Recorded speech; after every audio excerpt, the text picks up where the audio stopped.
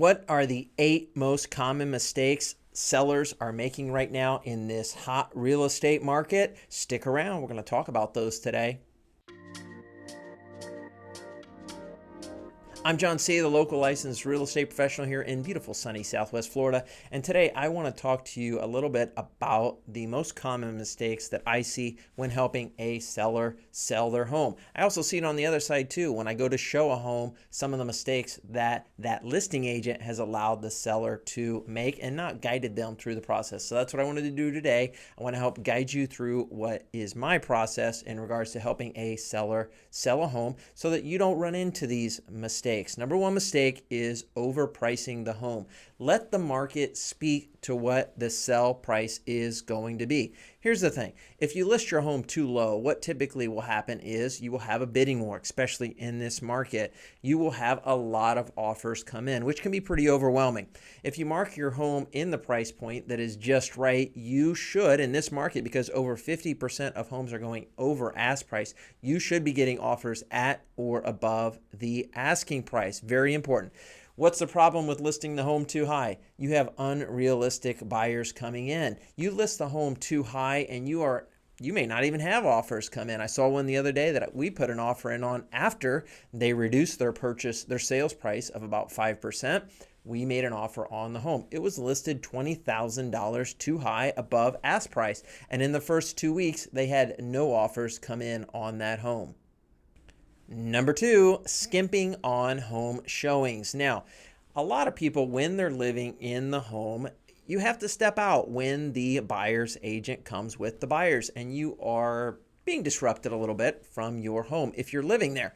And so a lot of times what sellers will do is they skimp on home showings. And what I mean by that is they don't allow for a buyer's agent to bring the buyer through the home. Don't do that. You need to be in a position where you are ready to step out of your home, especially in this crazy market, for half a day, maybe even the whole day, and stay away from your property while it's being shown.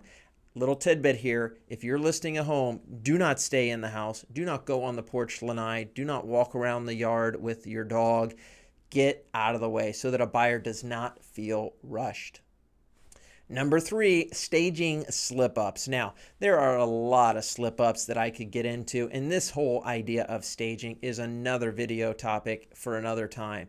If you have not had help in staging your home, you need to do it. And don't think that you know what you're doing all on your own. I have seen plenty of sellers think, I know how to stage a house, and then they go to stage it and it looks worse than before. So make sure that you at least hire somebody or get some expert advice, maybe even a flat fee stager that will walk through your home with you for 30 minutes and help and guide you in staging. Do something.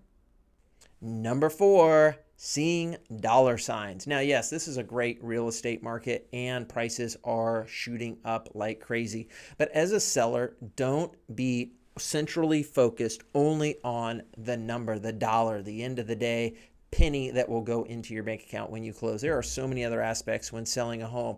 To me, what I always try to help my sellers understand is the time frame and how that time frame, based on what they want to accomplish, is very important. It's almost as high as the final purchase price. What do I mean by that? If you're looking to move into another house and the buyer comes in and makes an offer and wants you out of there in 2 or 3 weeks, that may be very disruptive in your life as a seller. And I see sellers so many times when they see, oh my goodness, this purchase price is so much better than what I thought it was going to be, but they don't look at the other terms on the contract. They put themselves in a very stressful situation.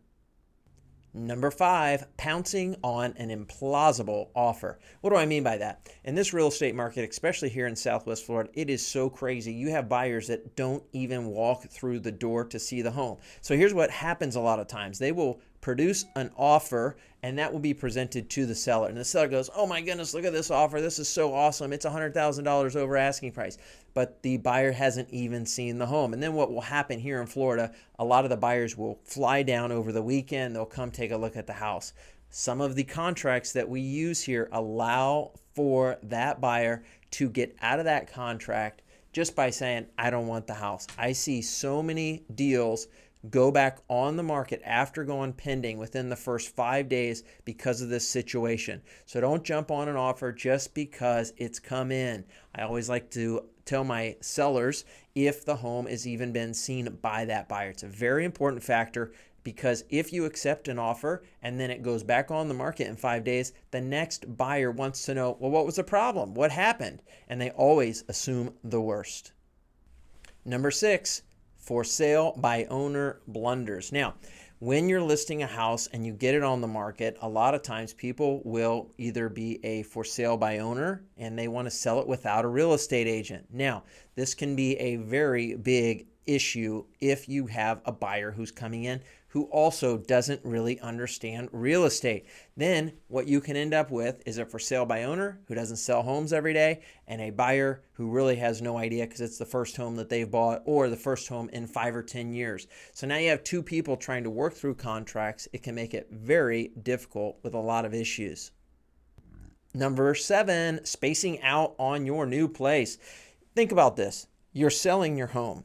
Where are you going to go? That's very important to consider. You have to make sure that you have something lined up, at least with a high probability of getting into your next home, whether you're looking to rent or if you're looking to purchase your next home. One thing I always like to encourage my sellers with is the thought of a leaseback. A leaseback is when you sell your home, and once that home closes, you then become a tenant, and the buyer allows you to stay in your home for a certain period of time. Typically, I see 30, 60, or 90 days there. You're basically leasing it back from the person who sold it to you. This is a great option in this crazy real estate market that gives you more breathing room.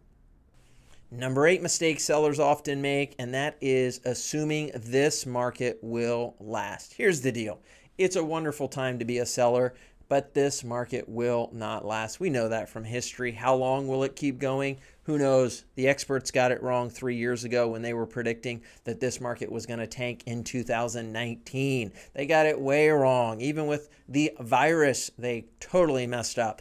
But guaranteed the market will slow down or correct at some point. It isn't at the moment, but it will at some point. So if you are looking to sell your home, know that. And don't try to time the market. That is very difficult to do, and it's hard to win when you go that route. I'm John C. here in sunny Southwest Florida. There's going to be another video that'll pop up either here or here. Watch that. And if you haven't liked or subscribed, do me a favor, do that right now.